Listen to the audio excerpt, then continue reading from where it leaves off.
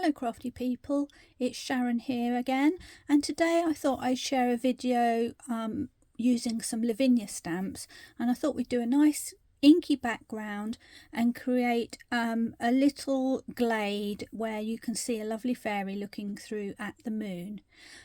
So this one I'm going to call Twilight Glade. We're going to get started, but before I mention anything else, I'm just showing you that today I've used a American size greeting card, which is A2, and it's slightly smaller than the C6 cards that we usually use. And as you can see, my image is quite small, so I've fitted it on there nicely. If in the UK you want to make a similar size card, basically all you need to do is cut an A4 piece of card in half and then fold it in half, and that will give you your A2 card, which is slightly smaller than the C6 that we're used to. However, today I'm going to make exactly the same kind of image on the same size piece of card, and I'm going to use a C6 card so that you can see the difference and how it sits. So before we begin, let's have a look at what we're going to be using stamp wise today. So I've got a variety of Lavinia stamps here that I'm going to use. The main character is this lovely lady sitting on her flowers, and she is called May, and the serial number LA5750. We have some beautiful grasses and grounding stamps, which both come in the same pack, and they're called Silhouette Foliage LAV683. I've got some of these lovely little dangly items, and they're called Fairy Charms LAV688. And finally I've got these lovely oak leaves, which again comes in two different sizes, and that's called LAV760 Oak Leaf Flourish. And I'm using just a piece of smooth white card, which I have cut down to measure 8.5 by 11.5 centimetres. So that's the size I'm using. You can obviously go a bit bigger or a bit smaller if you want to. That's just where I am with that. And I'm going to use a variety of dye-based inks to actually create my scene. And I'll go through them as we go along rather than listing them all at once. And importantly, I'm going to use blending brushes as well. So these kind of blending brushes, which are going to give me a lovely soft blend for my background. And it's important when you're using these to have one brush for each colour group. So this one is the yellows. It's obviously got a bit dirty there, but that's okay. So this is my yellows. I've got browns, blues, purples, etc. So to begin with, I'm going to start laying down a little bit of colour, and I'm starting with my Elements ink pad, and I've chosen the colour Sundance. So let's bring that in. I'm also bringing in a scrap of card on the side there, because these are very juicy, and when I dip my brush into this ink pad, I may need to take some of the excess ink off. It's also handy to have the lid nearby so that you can dip some in there as well. So I'm not sure if I'm going to quite fit it all in, but you get the idea. So I'm going to dab onto my ink pad, dab into my brush, and then I'm just going to do a little test. Yep, that's not too bad, on my scrap card. And then starting at the bottom in the corner, I'm just going to start gently rubbing some ink on.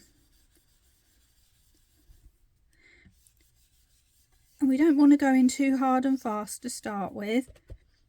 We can build it up gradually. And what I'm doing is I'm kind of working around the edge and leaving a white area in the middle. If it's a bit smudgy, it really doesn't matter, because we're going to be covering it with lots of lovely stamping, etc. So that will be absolutely fine. So that's my beginning. I'm next going to go in with a brown colour, and this time I've got a Harmony ink pad, which is called Seal Brown. Again, doesn't matter which ink pad you use, I'm just using a mix. I've picked what I liked because of the colours really.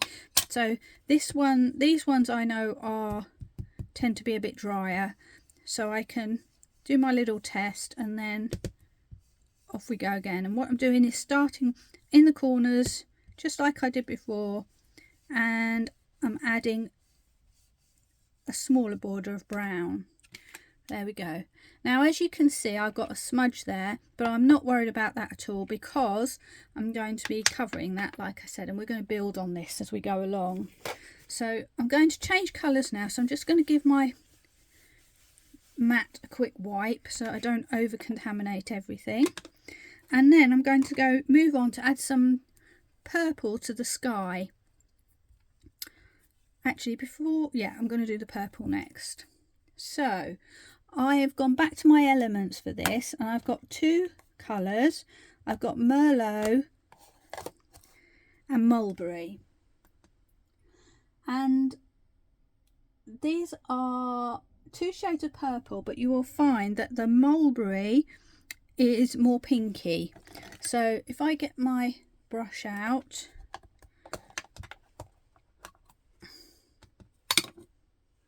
just put that out the way. If I pick some of that up, there's still some left in my lid, you can see that it's actually quite a pinky colour.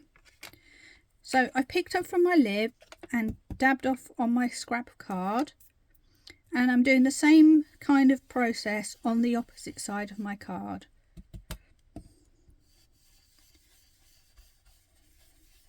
And I'm just letting it blend out softly towards the middle.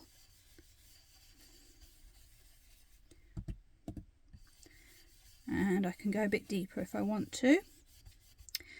And then I'm going to swap to my Merlot,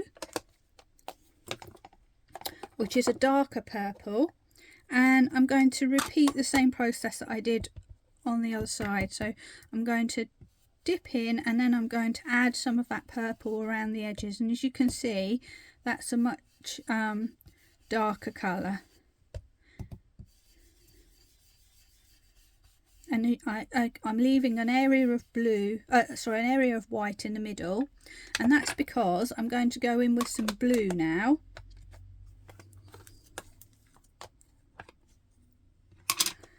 And this time I have got another Harmony ink pad, and it's ocean blue.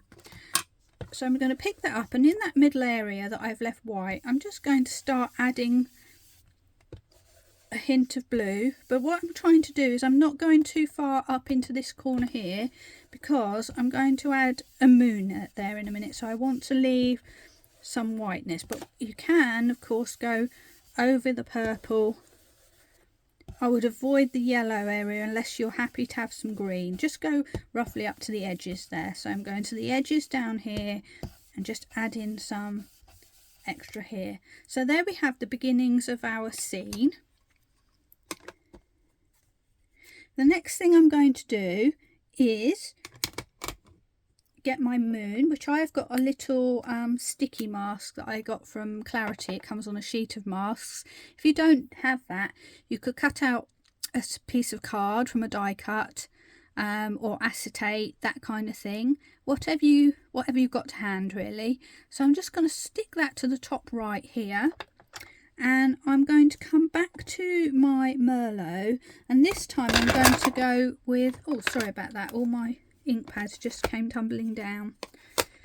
This time I'm going to use a small stencil brush, and in this case I've got a Lavinia one, and I'm going to actually define my moon area. So I'm going to start with what's in my lid and just dab away, and I'm just very softly starting on the actual mask itself and then working my way out, creating a little halo around my moon. Now that doesn't look like very much at the moment, but when we remove this mask you'll be quite surprised how much is there. And what we can also do if we want to add some atmosphere is we can also swipe across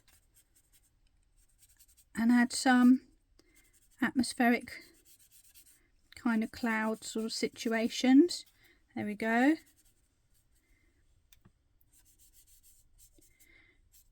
And now we're ready to take that moon mask away. So let's take that away.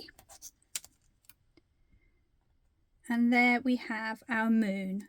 I'm just going to take a moment to clean my mask a little bit, just so that I don't end up with purple on my next piece of work if I don't want purple. There we go. Just put that out the way. So all of a sudden we've now got in the beginnings of a very interesting looking scene. And if you wanted it to be more daylightish, you could actually leave it like that and it would look really nice. We're going to add some extra to that as we go along, but for now we're done with that and we're ready to start stamping.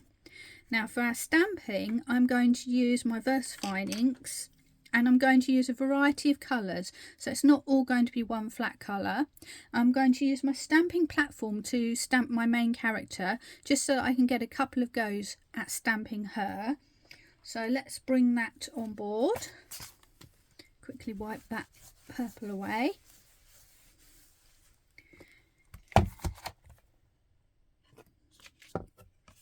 So I'm going to just place my piece of card onto my stamping mat and then grab the lovely May.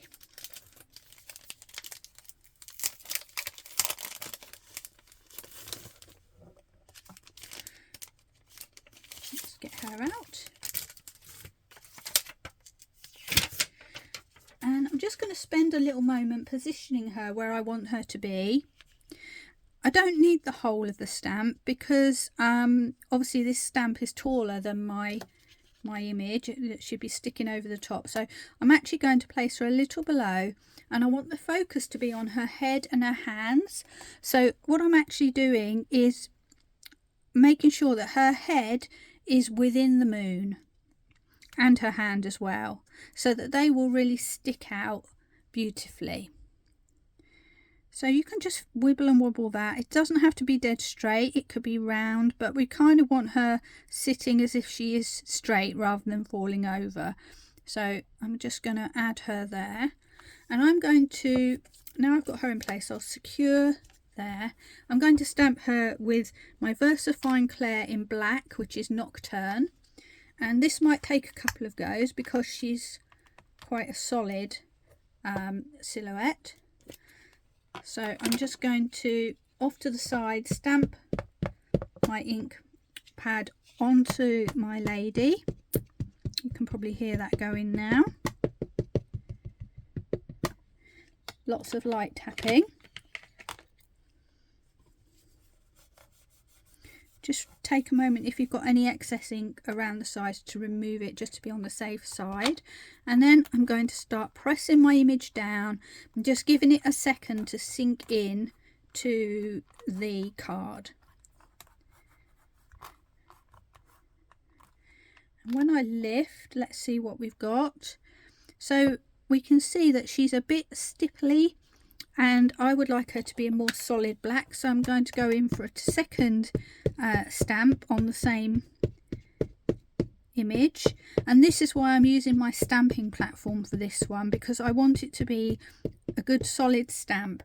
When I add my foliage and everything, I'm not so worried about that, because if they come out in varying degrees of inkiness, it gives some light and shade, which is really good. But this one I want to be clear and solid because it's my main focal point. So again, just giving that a moment to sink into the card and lift and see what we've got, and that's lovely. So I'm going to just take a moment to clean off my stamp. And the reason I'm doing this, I'm like a broken record, but with VersaFine, it's quite a sticky thick ink. it can get into the little details on your stamps and then dry there, which means that when you use it in the future it won't stamp so crisply. So it's a really good habit to just give them a quick clean. Plus it's really easy to clean them with a splash of water if you do it straight away. So that's what I have done. Just place her back, and we're now ready to go on to the next part of our stamping. I'm going to leave my piece of card on my stamping platform just for convenience, but I'm not actually using it as a stamping platform, just as a resting mat now. And I'm going to start on my next part, which is going to be adding the framework around my card, which will really focus in on this lovely fairy in the middle. So I'm going to add my greenery and the fronds above first, and for that I'm going to use VersaFine in Shady Lane, and I'm going to use a small acrylic block. This is a round one that I got from Amazon. I really like it because even if you've got a small stamp, you can put it in the middle and stamp it crisply whilst holding on firmly to the sides, plus you can move it around to suit you. It's got a little groove in the side, hopefully you can see that, so it gives you really nice something to grip on. So that's my top tip. I think I got mine on Amazon, like I say, and they are quite cheap to buy. So I'm going to take my oak leaves now, and I'm going to pick the biggest one.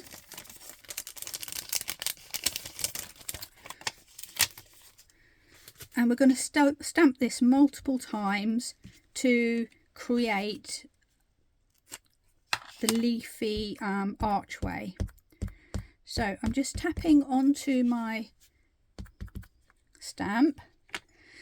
And what I'm going to do to start with, I'm going to start at one corner. So I'm going to start at the right, and I'm just going to put a stamp in there. And that's our beginnings. And then I'm going to reapply my ink, and I'm going to start to add some extra leaves, twisting and turning. And the idea is I kind of want this to fade away down towards the middle of the card. So can you see we've got like a line coming down? Reapplying again. And now I'm going to twist around and apply the stamp in a different angle. And I'm also going to reapply and just stamp off and add a second generation in the background, maybe a third generation down here, so that I get the feeling of some distance.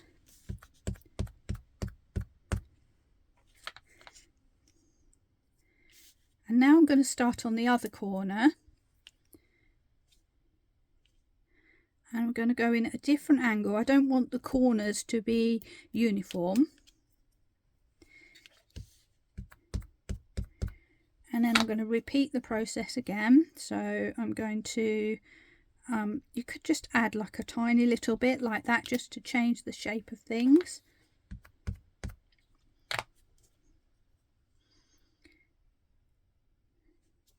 And then the leaves look different.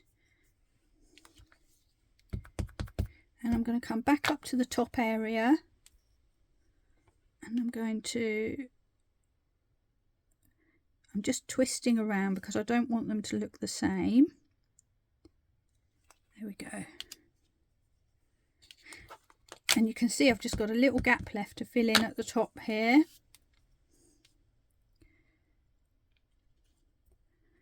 And we don't want it to be a perfect arch. We want there to be little bits hanging down just like they would in real life. And now I'm going to go in with some second generation stamping to fill that area out. So I'm just going randomly around, filling in some background.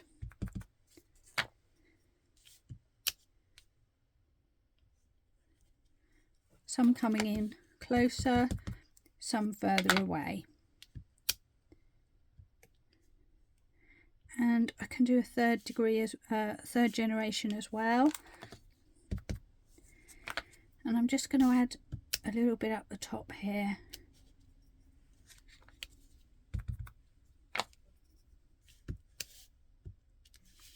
And there we have a nice little archway framing our fairy. And now we're going to go and do the other side and put the ground in. So I'm just going to put this oak leaf out of the way for a moment.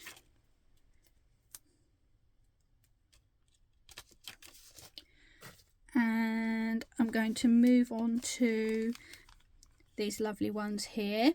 I'm going to start with this sort of bulrush one.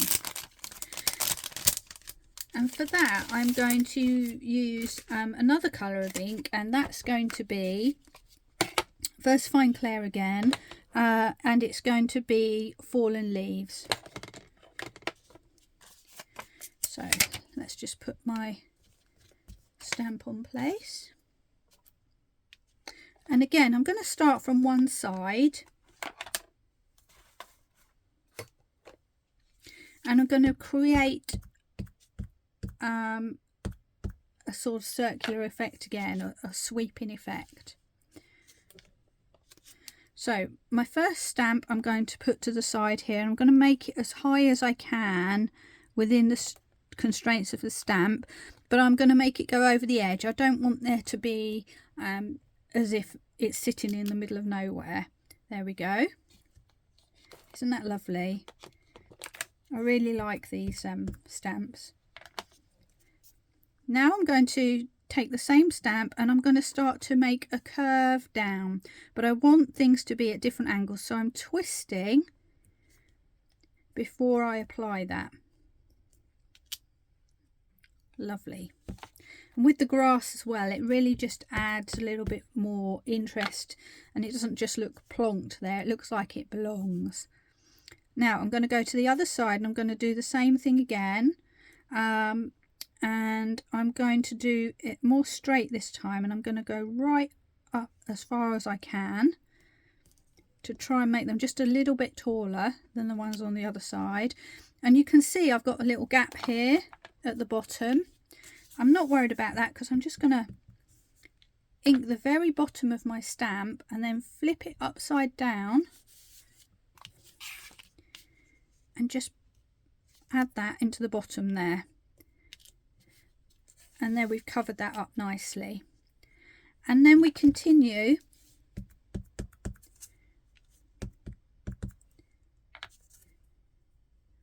with the same process. So this time I'm going to cross them over a little bit. I'm trying to not, it's very tempting to keep stamping everything the same way, but I'm trying to make this corner look a little bit different to that corner.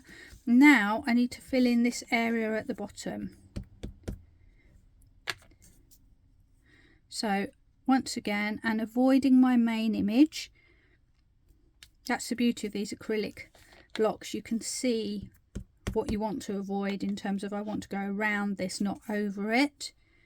I'm going to put some really tiny ones at the bottom there.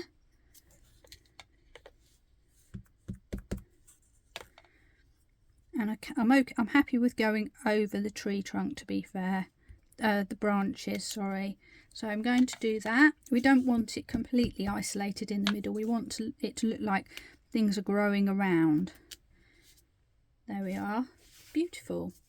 And again, I'm going to add some dimension by doing a little bit of second or third generation stamping, so it looks like these are disappearing off into the distance.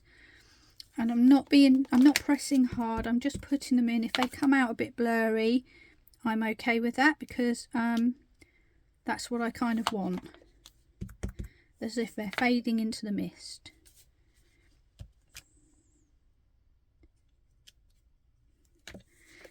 And I'm not doing this as many times, I'm just going to add a few here and there. I may just add a little extra bit there. Okay, so that's another stamp dealt with.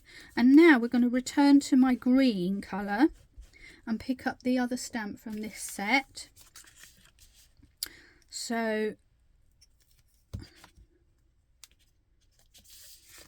that's this one. They look like sort of like foxgloves, I think. And let me just get these out of the way a bit. There we go. Going back to my Shady Lane, I'm going to add some of these foxgloves, but I'm going to do them as second generation. So I'm going to stamp up completely, like so. I'm trying to be really careful because it'd be just my luck that I drop my ink pad right on top of my work. And then I'm going to add that second generation behind.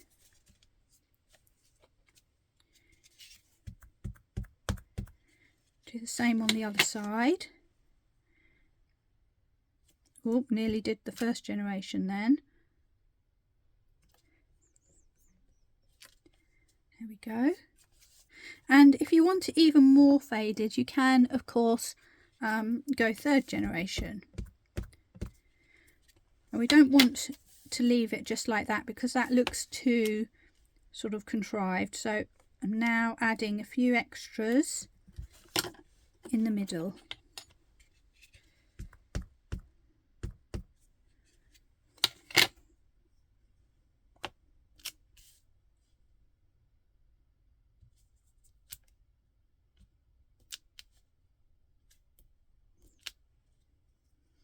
Maybe just one more.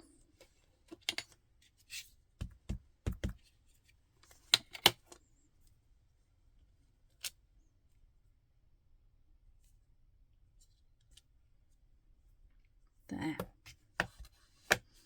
And now we've got a nice background building up. Now the one thing I nearly forgot to do was that little dangly charm that's going to go, that she's going to try and catch in her hand. So I'm going to go back to the black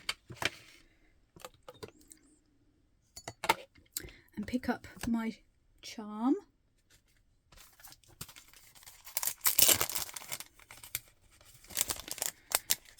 And there's 3 to choose from, and they're all really nice, to be fair, but I'm going to choose this wiggly one again.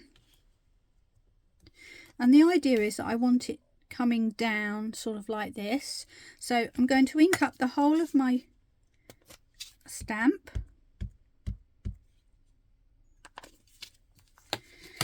and I'm just going to put it in place where I think it should be. So I kind of want it lined up with her hand but just above, and it's hanging, so I want it to be relatively straight in line with the edge of the card. So I'm just going to give that a press down, and if your wiggly line didn't quite make it all the way up, you can actually add that in with your one of your fine liner pens. So that's that. And now we're ready to move on to the next steps. My stamping's complete now, and I've just had a quick tidy up, and you'll notice though that despite adding all of this extra interest, it still looks fairly daylightish compared to the sample that I show you, where it looks much darker, as if the darkness is coming in and we're just seeing through the glades. And the trick to making it look this way is to add some darker colour again around the borders. So I'm going to go back to my brown, which is Seal Brown from Harmony, and I'm going to pick up with my brown blending brush, and I'm just going to start to gradually add darkness from the corners, working round to the centre of each edge. And I'm going in softly because I don't want to overdo it, and I can always keep adding as I go along. And it's also a good idea to twist your piece of artwork around so that you've got the best angle for you to be able to control your blending brush and make it comfortable on your wrists. So I'm not pressing hard, not really pressing at all, I'm just flowing the ink over the top here.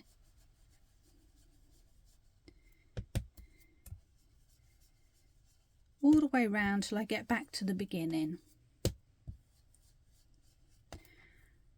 And then if we have a look at that now, suddenly it's beginning to look like the darkness is coming in from the side.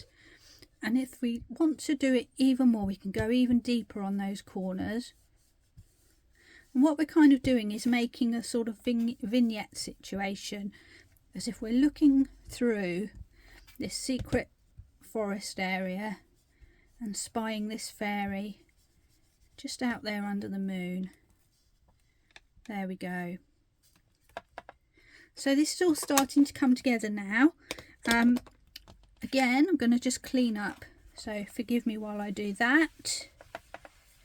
And we're ready to do a little bit of watercolour painting to bring some colour into the flowers and the fairy wings. And for that I'm using some aqua pens, just 3 of them. I've got some water and I've got a small round brush. Mine is a size 4 short. This is a Royal Langnickel one. And the colours I'm going to use are orchid, aquamarine and wildflower. The orchid is the lightest, so I'm going to begin with that one. And I'm not applying it direct. I'm going to colour onto my glass mat or piece of mile or acetate, whatever you've got. And I'm going to dip my paintbrush into the water and just dab off the excess, pick up some of that. Maybe just have, I want to make it fairly light. I'm going to start at the base of my petals because that will be the darkest area, and work my way up. So I'm just going to put one coat all over the flowers.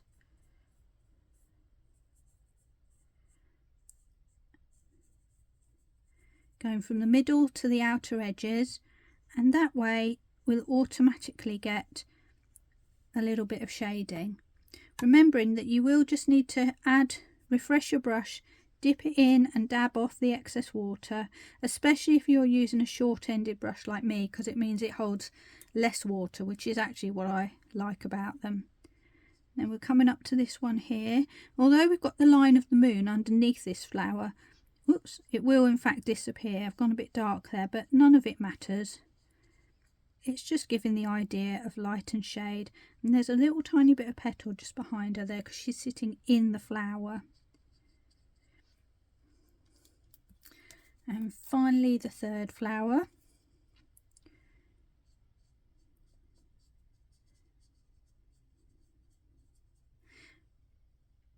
And of course it will pick up possibly some of the, a tint from the background, and that's no bad thing. It just gives a little bit more dimension and interest, so they don't all look identical, these flowers.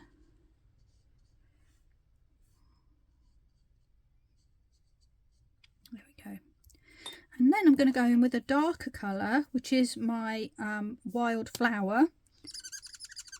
Scribble that there. I'm just going to add a touch of that to the base of the petals so that we have some shadow, and I'm just doing little flicks really, so just getting little lines coming up.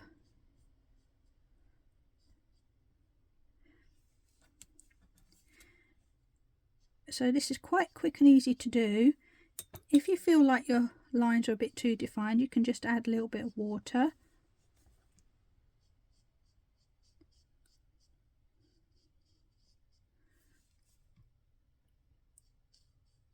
Just starting in the areas where you think it might be a bit of a shadow. And if you like, you can spend more time on this and really go into detail, but because they're so nicely drawn and detailed, you don't have to spend ages colouring them in. That's one of the nice things about the Lavinia stamps.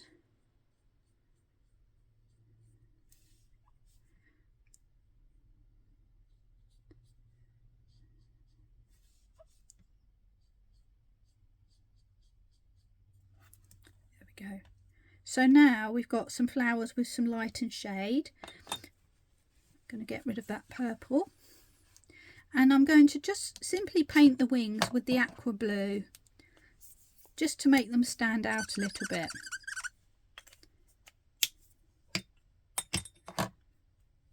So once again, picking up some of the paint with a damp brush,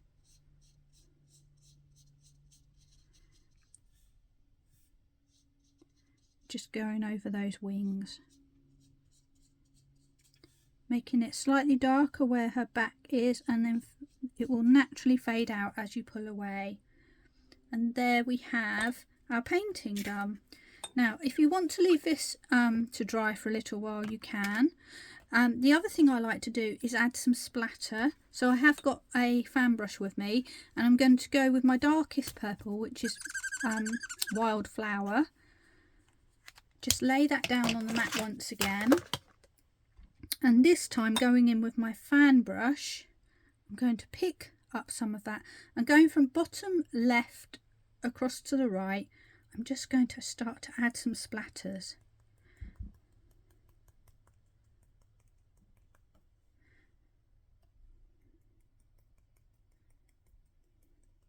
And then we just need to leave that to dry for a moment so that all those little interesting dots will dry just the way we've laid them down. My card's dried now, and what I've actually done is just mounted it onto a piece of black card, which is just 1/2 centimetre bigger all around, so it gives a 2.5mm border around the edges, which is quite nice. And I've got my card blank out. This one is a C6, which is what we would more commonly use in the UK, so it's slightly bigger, but even though I've made my my centerpiece the same size, it still sits really nicely on my card, and it gives me a little bit more room for a sentiment at the bottom.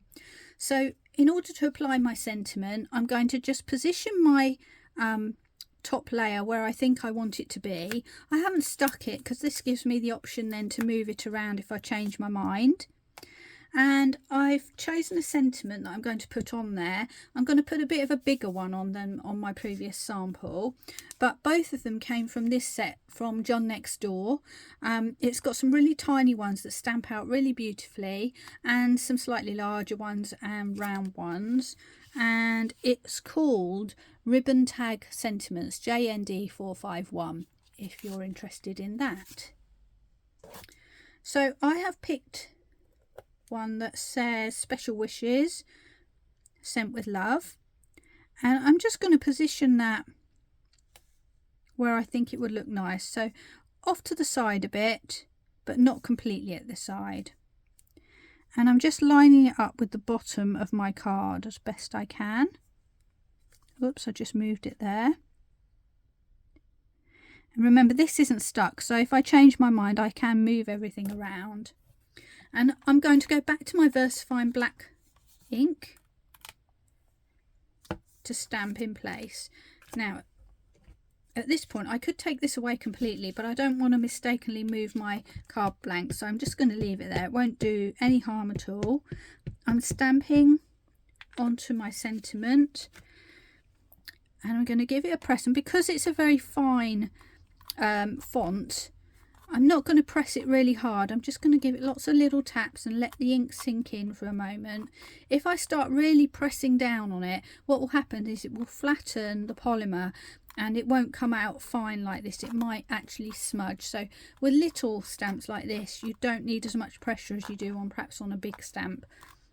So let's see what we've got. There we go, perfect stamp first time, and that shows the quality of the stamps because that particular sentiment I've never used before, so that's sort of brand new out of the packet, and it still did a perfect stamp first time. If you're not sure and you've got a new stamp, it's always a good idea just to stamp it on a piece of scrap before you begin, just to see how it comes out, and also to make sure any residue from manufacturing has been removed from the stamp before you use it on your finished piece. So there we have it. I don't need my platform anymore. And we're all ready to stick this to my final finished card, and then we're done.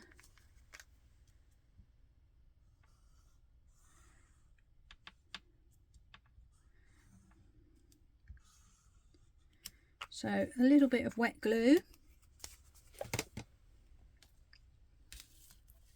and then just gently put in place.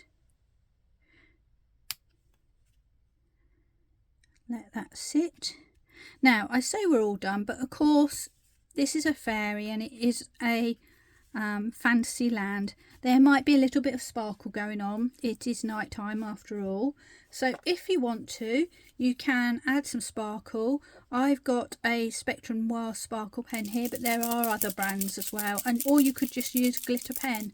So I'm going to just add some, especially on the wings, and when that dries it'll provide a lovely sparkle. And I'm just going to add a little bit to the flowers as well.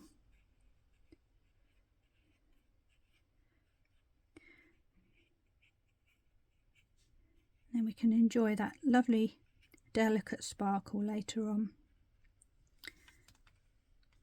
And there we have it, a complete card. So let me just get a scrap of paper so that you can see this more clearly without the grids behind. So there we have the card I've just made, and if I zoom out I can bring in my slightly smaller card, which is American size. And there we go, that's the completed card for today. I hope you enjoyed that, and I hope you'll perhaps have a go at this yourself, and I may come back and try and make a daylight one or something different like that. Let me know if that's something you'd like, or to use different fairies and change the aspect of the area that we're looking through.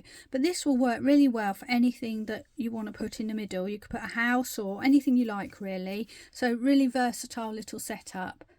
Thanks very much for watching today. Hope you enjoyed this. If you like what you see, I'd love it if you'd subscribe to me. I'm always adding new videos on and trying to build my channel with lots of free education for anybody who wants to take a look. So please feel free to subscribe, to share these videos with your friends if you want to do that. I'm happy to share with everybody. But meanwhile, that's me done for today. Time to clear up now. So I'll leave you and wish you well for the rest of your week. Bye for now.